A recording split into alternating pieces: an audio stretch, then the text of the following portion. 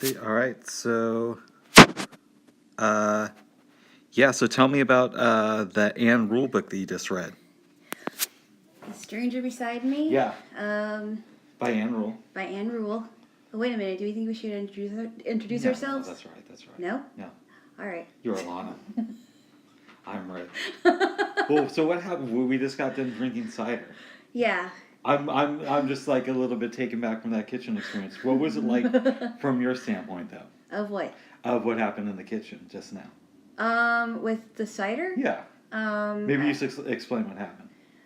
Okay, so we just went to the store, got a couple of bottle openers. Rick was trying to open the Martinelli's apple cider, sparkling apple cider. Yeah, so you had given me like a week ago. Right. Yeah. And the first bottle opener was too small. He tried this one, but the stupid thing wouldn't come off. So the first bottle opener was last week. Last week. Yeah. And I tried to open it in front of you, and I'm like, this is too small. Right. And then, so he tried the one today that we bought, and, well, it didn't quite come off. The seal sort of broke. Yeah. Didn't quite come off.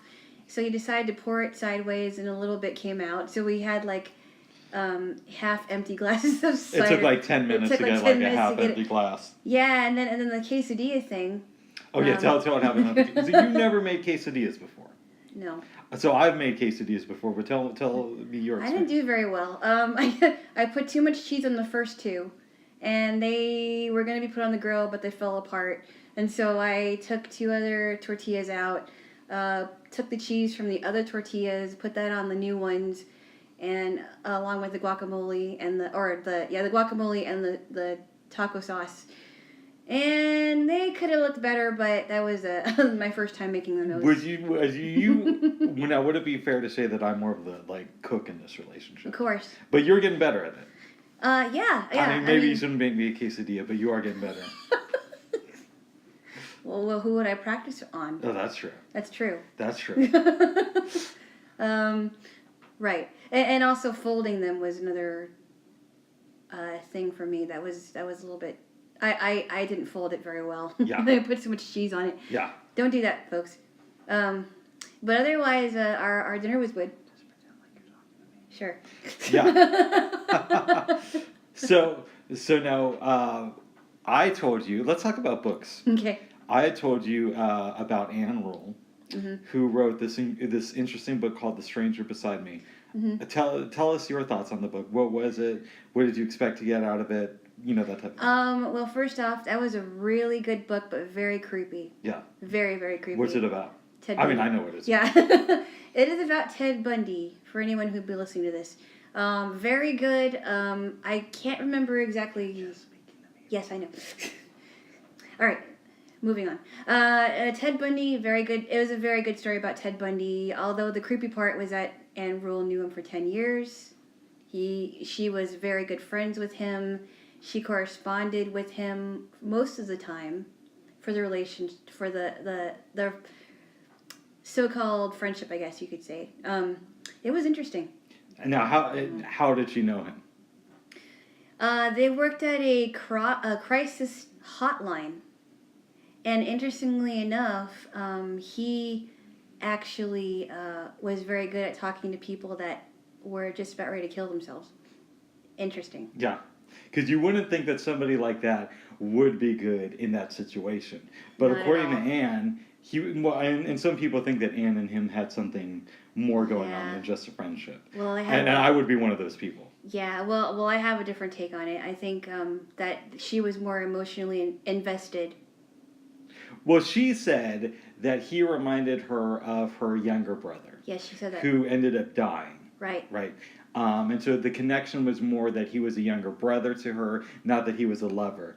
But, I mean, I kind of felt reading the book and reading the afterwards that they might have been, lovers. I had a feeling that she was not completely honest, but I also think that she put more into it than he did. Okay. I mean, because of, the letters that he was sending her, some of them were really hostile.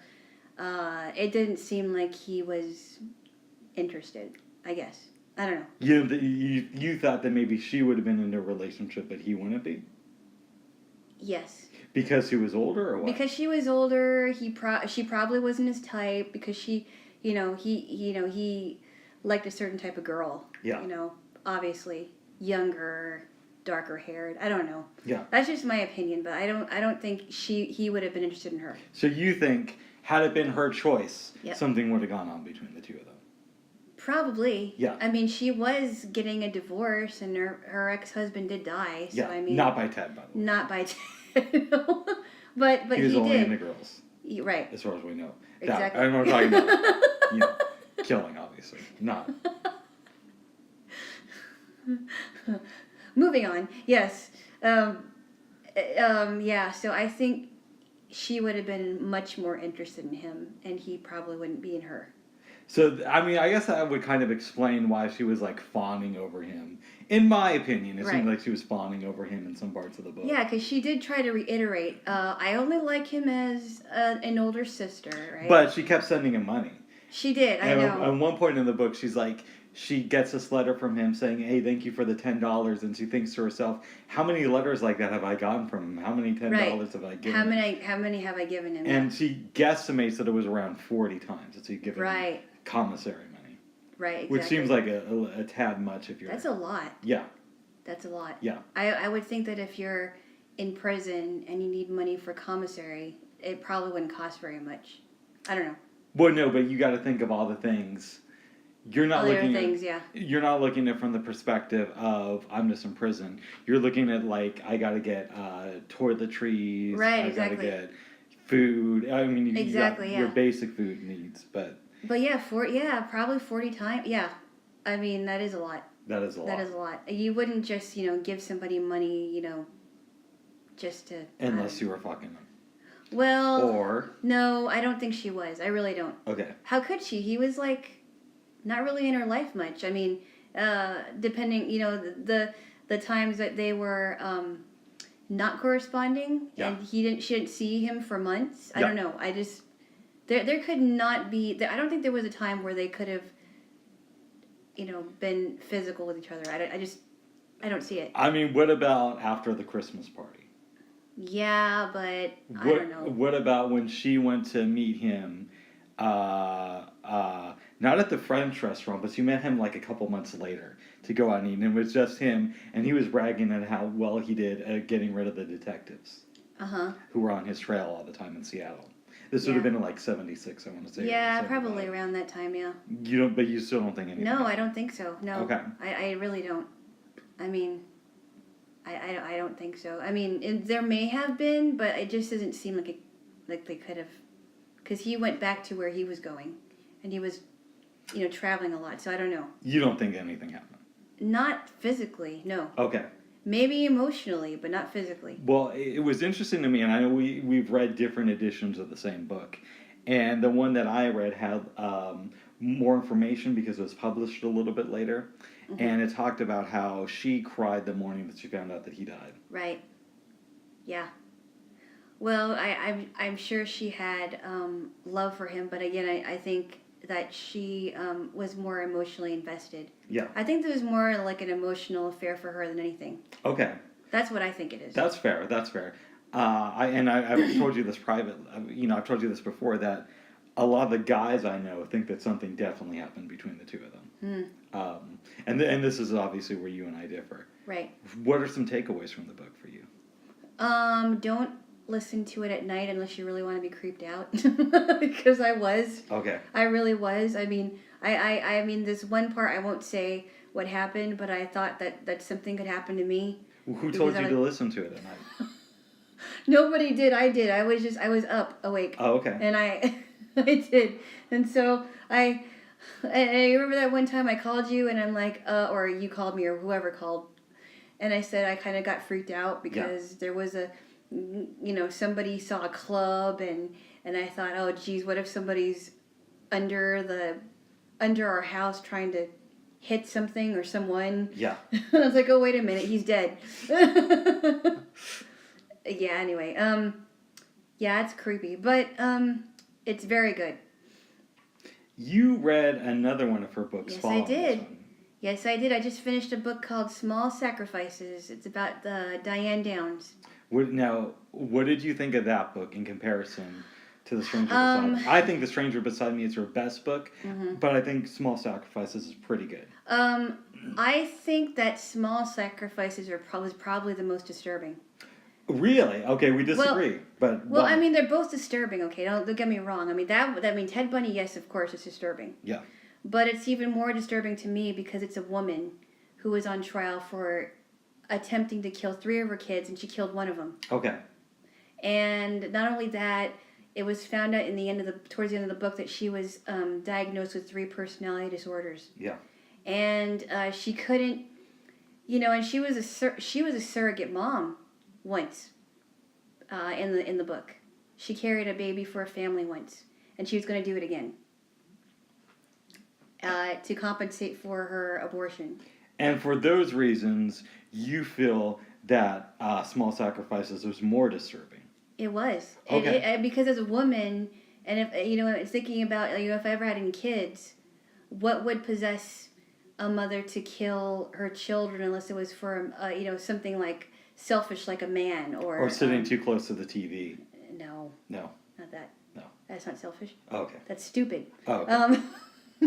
And so that was, and especially her journal entries were really disturbing too, because she was in denial about a lot of things.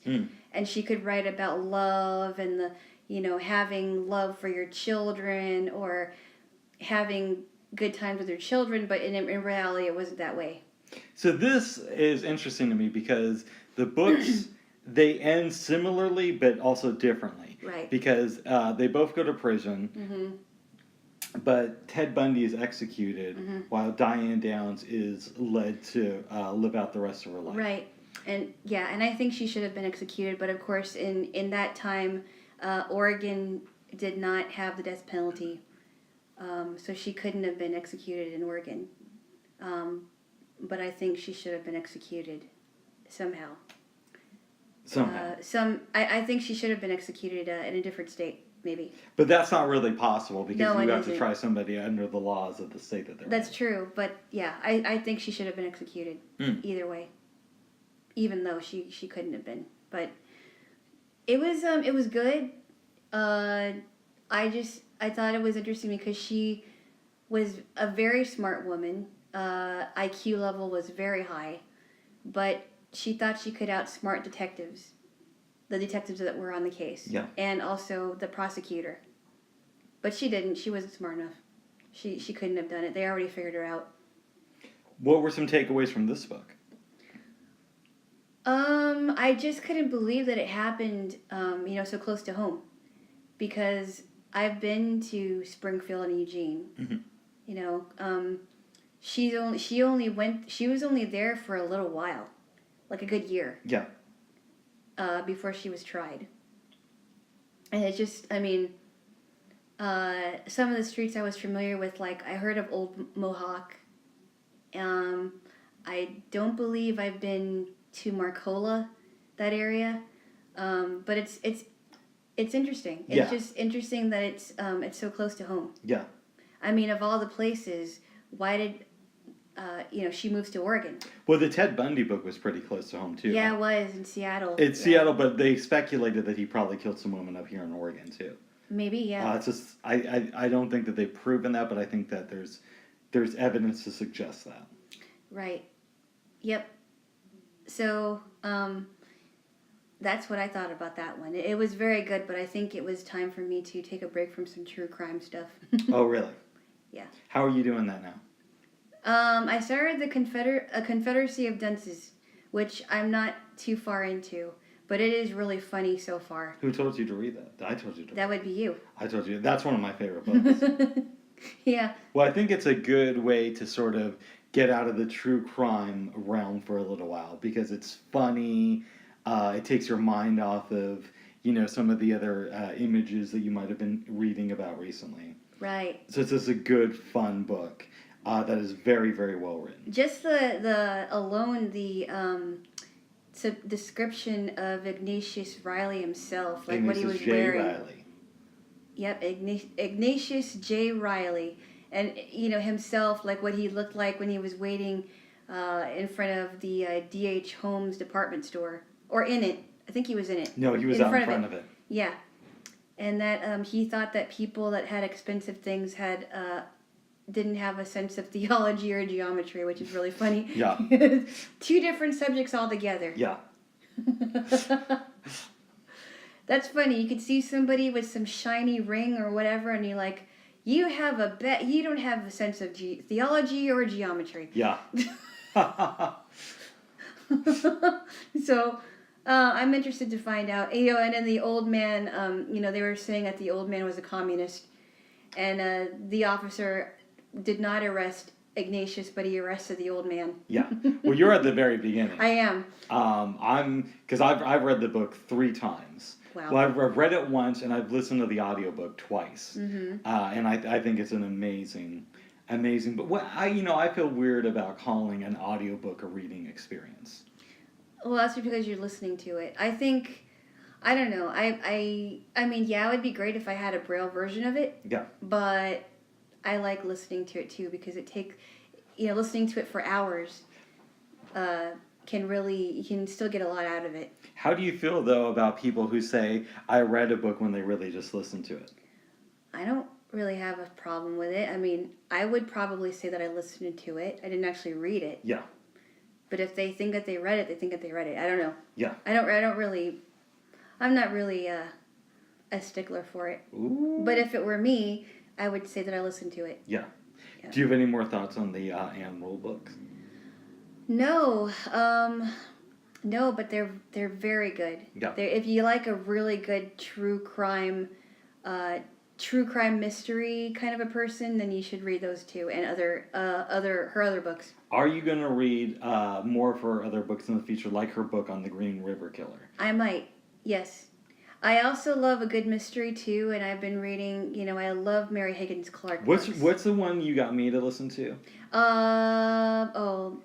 It's called I'll Be Seeing You. Yeah, that's the one about like the baby ring from the fertility clinic.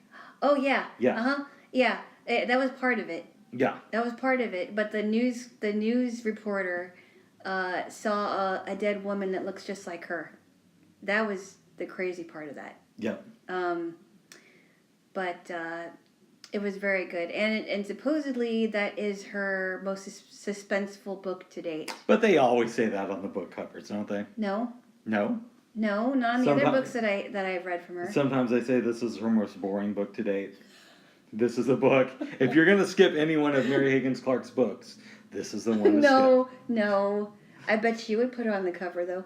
Well, I would put that on the cover? Yeah. I would probably put that on the cover. I'll put it on. As a joke? I didn't have a fun time with this book at all. But here, I hope you enjoy it. I just didn't like it. If you don't enjoy it, you can always return this book. Assuming that the bookstore is still open, of course. Yeah, just leave. Yeah, just what you do is you wrap it up as a present, and you also leave the receipt in the bag. Yep. It says here, yeah, if you don't like it, just return it to the store. Yeah. And they'll refund you. Yeah. Even though you never bought it. Even though you never bought it. My friend gave me this book and I don't like it.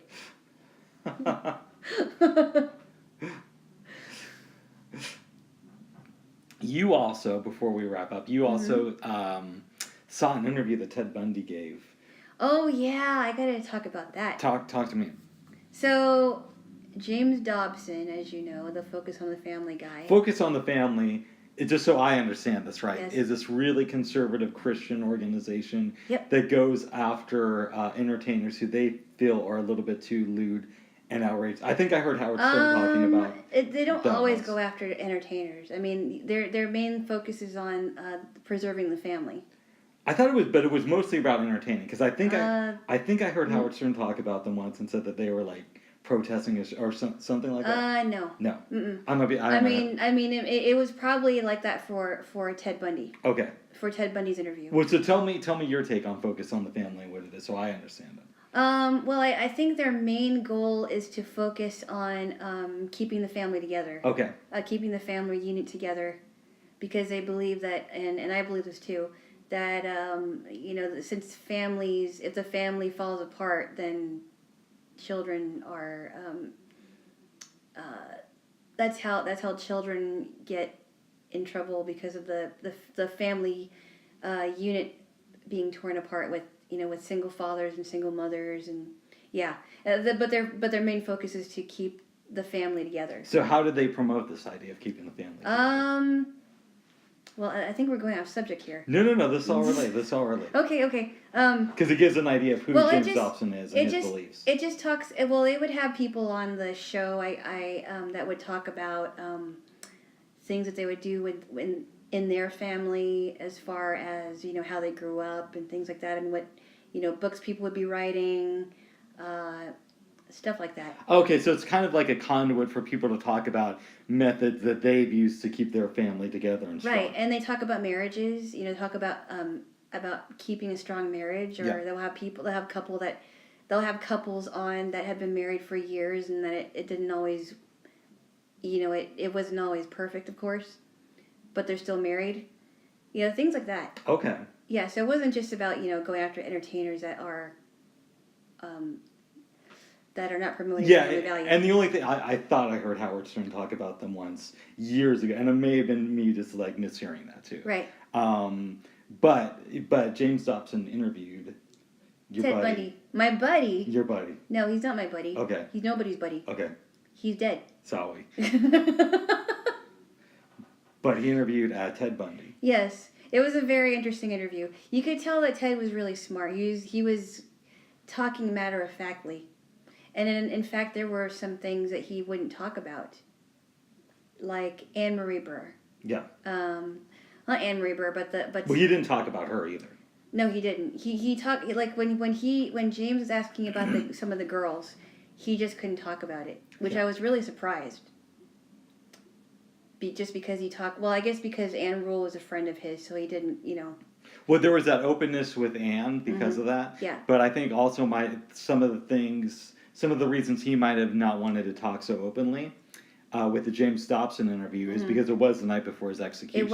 It was a night, because he was expected to be executed the next morning. He was. Yeah. He was. Now, I will say this. I think, and I don't agree with this, and I don't think you agree with this either, he used pornography not to justify it, but he said that, that it's what made him do the things he did. But even if a person was watching pornography, okay, and it could be any... As you do. No, I don't. Okay. Stop it. Sorry. On the subject here. Just because a person watches pornography doesn't mean they're going to become violent and kill somebody. No. He chose to do that for whatever reason, whether it was his ex-girlfriend or what. That's still not a good reason. That's still not a good reason to kill anyone. Okay.